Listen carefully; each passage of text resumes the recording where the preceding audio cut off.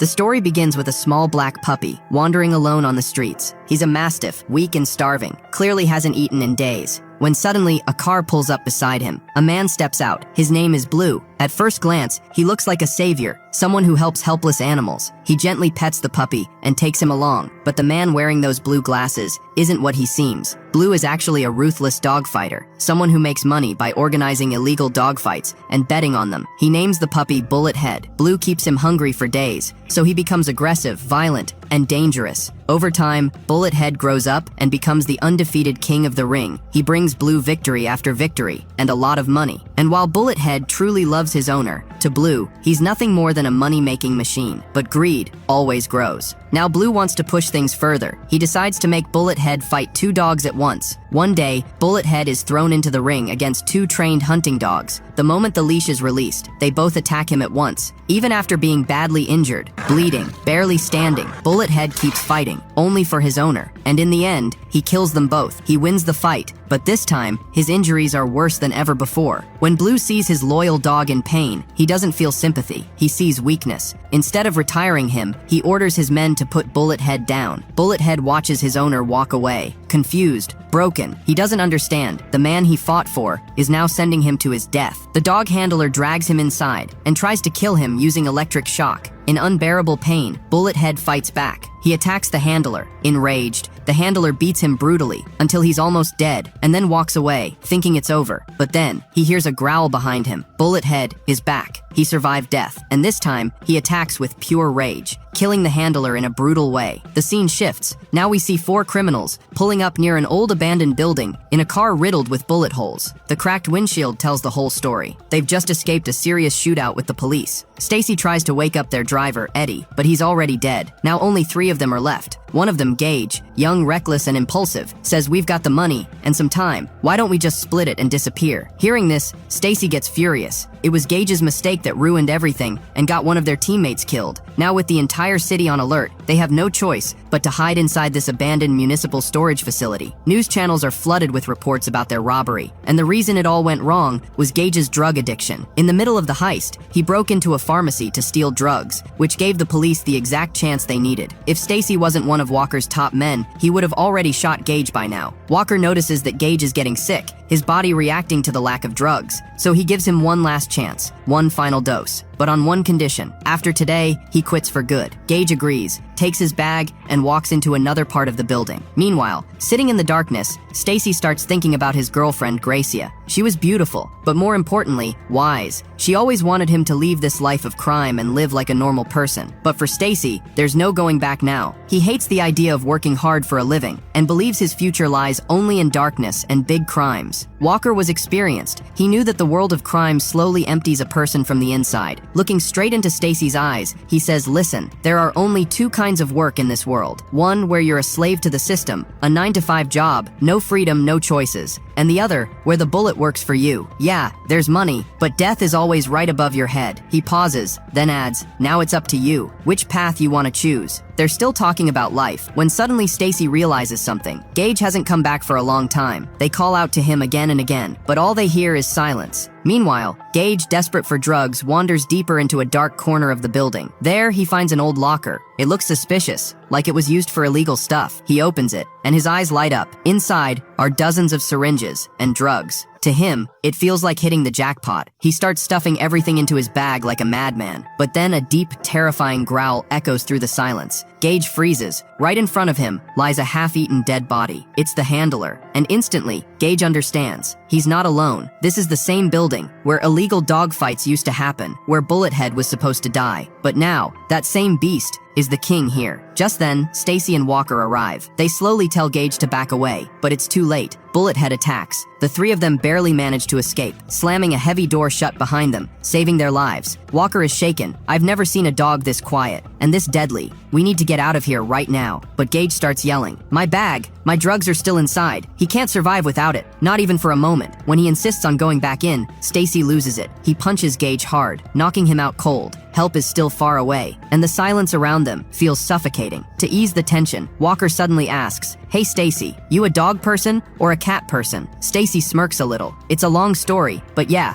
I like dogs. Walker's got time. So Stacy starts telling a story from his past. This was back when I was drowning in debt. So I planned a big job, stealing rare mushrooms worth millions, used to make drugs. I followed the supplier for days, even went through his trash, and finally found the warehouse. But I had one problem. I didn't know where the stuff was hidden inside. Then I heard about a guy whose dogs were trained to sniff things out. So I went to him, but the best dog he had didn't like me. It kept barking nonstop. I had no choice, so I picked another one, a fancy white poodle. Yeah, a designer dog, so beautiful. You couldn't forget it even if you tried. Honestly, I had my doubts. Like, how is this dog gonna help in a robbery? But inside the warehouse, that poodle shocked me. It actually picked up the scent and led me straight to the mushrooms. I grabbed the bag, and without taking any risk, I left the dog behind and ran. But the moment I stepped outside, a guard was standing there, pointing a gun at me. I thought, this is it, I'm done. But then that same poodle walked up and stood right in front of him. Turns out, that guard was terrified of dogs. He panicked and ran away, gun and all. That day, that dog changed my fate, and ever since then, I've been a dog person. Walker bursts out laughing after hearing Stacy's poodle story. But the moment quickly fades. They suddenly realize Gage is still missing. Just as they step out to look for him, they hear police sirens in the distance. A team of officers arrives to search the abandoned building. Stacy and Walker hold their breath, hiding in the shadows. In the darkness, Bullethead is watching everything. As a cop slowly walks closer, Bullethead is about to attack. But then he sees something. The officer gently pets his canine partner, showing him care, affection. And in that moment, something inside Bullethead changes. He remembers a time when he too just wanted love. His aggression fades, and silently he walks away. After the police leave, Gage finally comes back. But Stacy, still furious, refuses to open the door for him. And in that exact moment, Bullethead attacks. A brutal, sudden strike. Stacy somehow pulls Gage inside, but in the chaos, Walker falls off the platform, suffering serious internal injuries. They survived the dog, but barely. On a nearby wall, names are written, dogs who lost their lives in those fights. Trying to ease the tension, Walker asks Gage the same question. Kid, you like dogs or cats? Gage's eyes fill with tears, and he begins his story. When I was about 6, I found an injured dog on the street. I brought him home, hid him in the garage. I used to steal food from school for him, sometimes even shoplift. But soon, I started getting caught. We didn't even have enough food at home. My dad would lick the plates clean. One day, I came back from school. The fridge was open. Dad had found out, that poor dog. He wagged his tail when he saw him, thinking someone had come to love him. But instead, Dad picked up a hammer and beat him to death. Silence. Stacy and Walker are stunned. Now it all makes sense why Gage fell into drugs. He was trying to escape that nightmare, and even today, he blames himself for that dog's death. Just then, Stacy notices something on the wall, a hidden door. They open it and freeze. Inside, stacks of cash. So much money, their own robbery looks small in comparison. Stacy instantly understands. This is money from illegal dogfighting and drugs, and sooner or later, someone will come looking for it. Stacy turns and shouts, Gage, looks like today's your lucky day. But there's no answer. Gage is gone. A drug overdose has killed him. Stacy breaks down. He blames himself. It was his responsibility to protect his team. Meanwhile, Walker's condition is getting worse. Severe internal bleeding. Walker tells Stacy to take the money and run, but Stacy refuses to leave him behind. Instead, he asks the same question, dogs or cats? Walker smiles faintly and begins his story. Once, I stole a safe, tried opening it for days. Wanted to buy my daughter a nice birthday gift. But when it finally opened, there wasn't a single dollar inside. My daughter always wanted a cat, so I broke into a pet shop. But all that was left were puppies and fish. And I knew I couldn't handle a dog. Walking it, cleaning after it, that wasn't for me. Then I saw a fish tank. Inside, there was this bright yellow fish. Beautiful, different from all the others. So I took it and added a bunch of other fish with it and brought them home. I thought my daughter would be happy in the morning, but she wasn't. I woke up to her screaming. I had mixed freshwater fish with a saltwater fish. They all died, except that one yellow fish.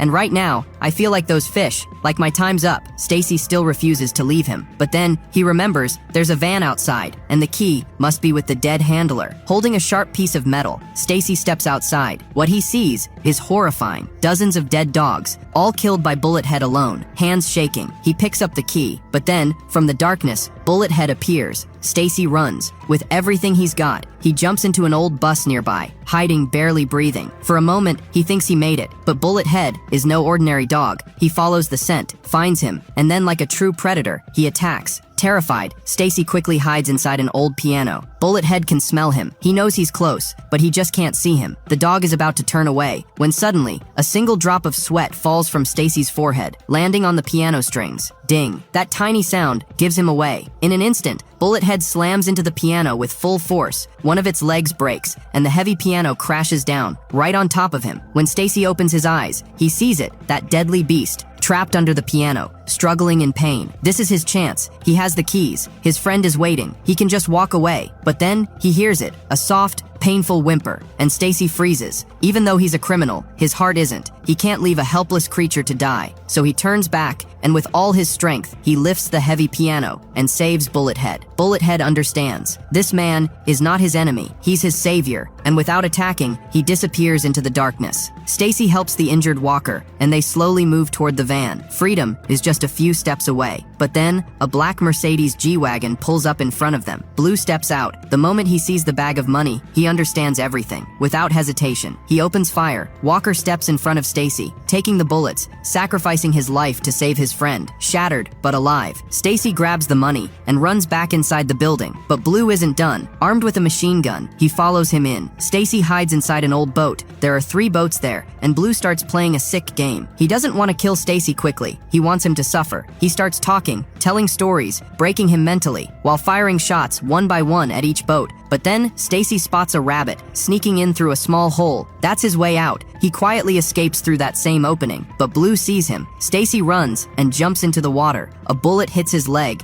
and the bag of money sinks into the depths. Bleeding, barely alive, Stacy drags himself back into the same fighting ring where Bullethead once fought. Blue catches up, no mercy. He fires. A bullet tears through Stacy's stomach. Stacy collapses, helpless, dying. Blue walks closer, ready to finish him, but then a growl cuts through the silence. Bullethead is back. Blue can't believe it. He calls him, and Bullethead walks up like a loyal dog, wagging his tail. But this isn't loyalty. It's a trap. Blue raises his gun, points it at Bullethead's head, ready to kill him. But in that moment, Bullethead sees the truth, the cruelty in his master's eyes, and the compassion. If he doesn't act now, Stacy will die. Before Blue can pull the trigger, Bullethead lunges forward and locks onto his neck. Blue fires again and again, bullets tearing through Bullethead's body. But the dog doesn't let go, not until Blue takes his last breath. Finally, Bullethead collapses. Stacy, barely able to move, crawls toward him. He gently places his hand on his head and gives him the love he deserved his entire life, the love his own owner never gave him. Slowly, Bullethead takes his final breath and closes his eyes, like a true hero. 5 years later, Stacy is no longer the same man. He left that dark world behind. Now, he has a dog of his own. He raised him with love and named him Bullethead. He returns to his girlfriend, Gracia, who waited for him all these years. That one night of darkness gave Stacy a new life and memories of a silent hero who changed him forever.